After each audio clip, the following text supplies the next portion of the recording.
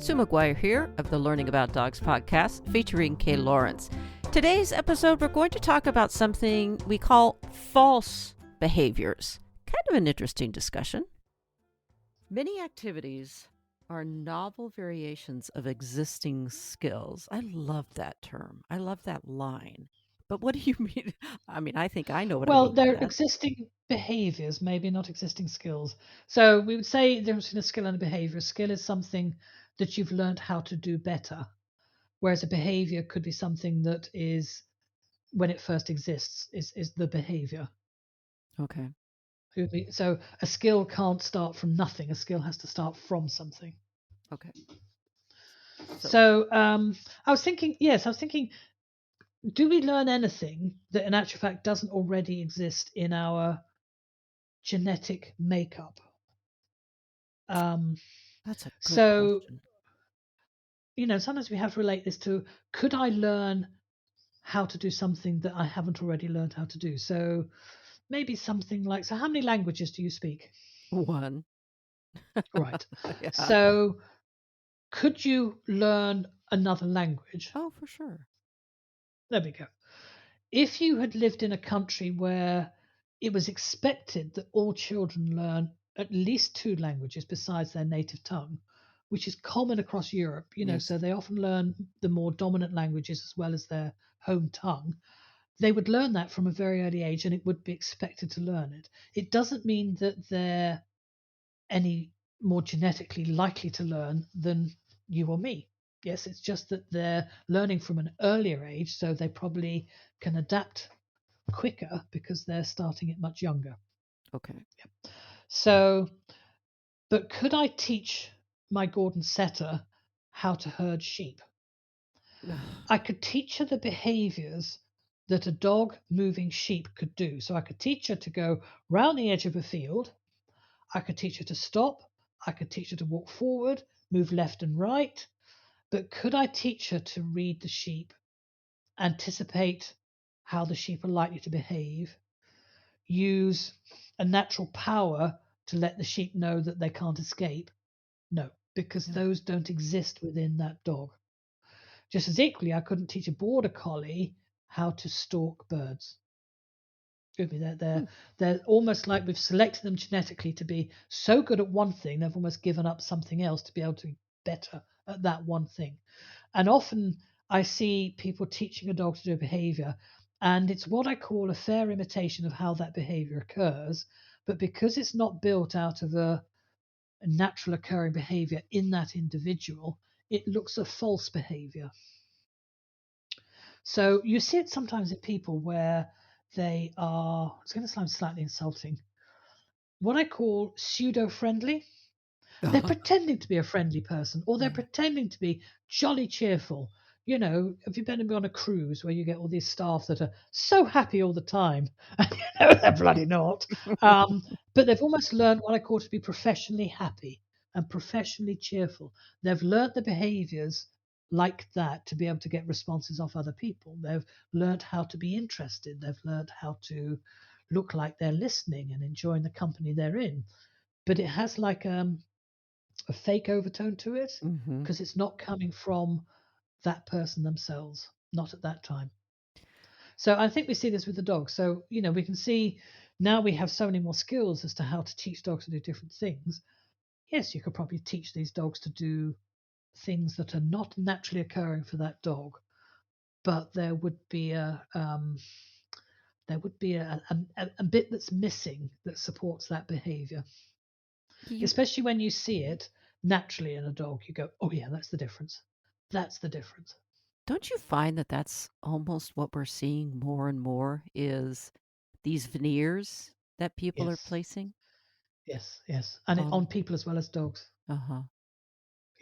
How to pretend to be desperately interested and cheerful, and you go, ooh. I always, it's very rude. I would always have some anxiety being around actors. I have done some film work with dogs back in the past, and they just astonish me with their skill to be able to be standing offset, and I'm hanging around with the dog to do this bit and this bit, and they're standing next to me going through their lines, and they're having a bit of a gossip about one of the other actors, and suddenly they turn into this completely different personality that I genuinely believe, and I'm going, oh my goodness, that is just so skillful. So how could you ever believe that they say anything to you that's honest? When are they acting and when are they not acting? I don't know. Mm. But I couldn't do that skill. I don't know whether I can pretend to be something I'm not. I don't know whether that is genetically in my makeup or not. But certainly, I've been on sets where the person stood next to me read the lines, run out into a exploding volcano, and gone through so much trauma that the hairs on my arm are standing up. That genuine, come straight back off the stage and play with the dog. And I'm like, oh, I mean, even the dogs fall for it. You with me? And when she comes back off set and plays with the dog, he's all over her. You're right. You're right. Oh, I'm all right. Don't worry. It's just acting, dear. And I was like, oh, so that's sort of, you know, can you pretend to be something that you're not? That person has a skill that, yes, they sort of step into this different persona and they practice it and practice it. So it becomes so genuine. I couldn't tell the difference. Yeah, but I worry about the dogs because it's almost like people are doing that to dogs, that they practice and Yeah, practice and yeah, yeah. practice, and then they're asking the dog to be something they're not. Yes, like trying to have a dog go through the behaviors of a friendly dog. Yes. Yes, allow another dog to, and all these sort of, well, that's what a friendly dog would do. So I'm going to train my dog to do that. But in actual fact, that dog has no desire to be friendly to person, child, other dog, or whatever the situation is. Yeah. Very dangerous. Okay. So I suppose there's some degree at which these top skilled actors can pretend, and they don't work on cruise ships. They earn a lot of money because they can genuinely let you believe this is what they're feeling, this is what they're actually going through, and they probably are. This is why I think they're paid a lot of money, um, and many of us can't do it. So it's when we're trying to do it, it looks like an imitation, the Yeah. veneer, as you say. Yeah. Yeah. Yeah. I get this one a lot from my students. What do I do when they make a mistake? And I want to phrase it y- unexpected response. I mean, it's out there. People want to know how to fix it. What do they do? How should they handle it, etc. Ideas? Yeah, yeah. I think. I mean, if you say to the computer, if I hit this key, I expect a B to come up on the screen. Now, if it comes up with a C, and you think, well, that's an unexpected response. You don't say the computer's made a mistake, because if you do say the computer's made a mistake, the rest of the world's going to go, watch what you put your fingers on. Yep. So I can almost sort of absolutely advocate for the dogs. If the person thinks the dog's made a mistake, I'll put money on it. It's the person that's made the error in the first place. So when you get an unexpected response, if I think I've hit C and I've come up with B, the first thing is, oh, where's my B? Where's my C? Oh, I hit the wrong one. Whatever. Get your fingers sorted out. It's my error that the computer came up with something I was not expecting. You know, um, if it comes up with a logical, unexpected response, there is a reason for it. And it's not a mistake, there's a reason for it. So the reason could be at this time, the dog doesn't want this food anymore, so I don't think I really want to do another sit. Good. At this time, the dog's tired. Yes, and they just can't remember what it is you just asked for. Fair enough. Good. At this time, you said it in such a way that I really couldn't hear what you said. Okay. At this moment in time, I burped, so I really wasn't concentrating on what you're asking me to do. I mean, there's a reason why the response came up. And the fact that there's a gap between what I was expecting and what I got, you go, well, that's interesting.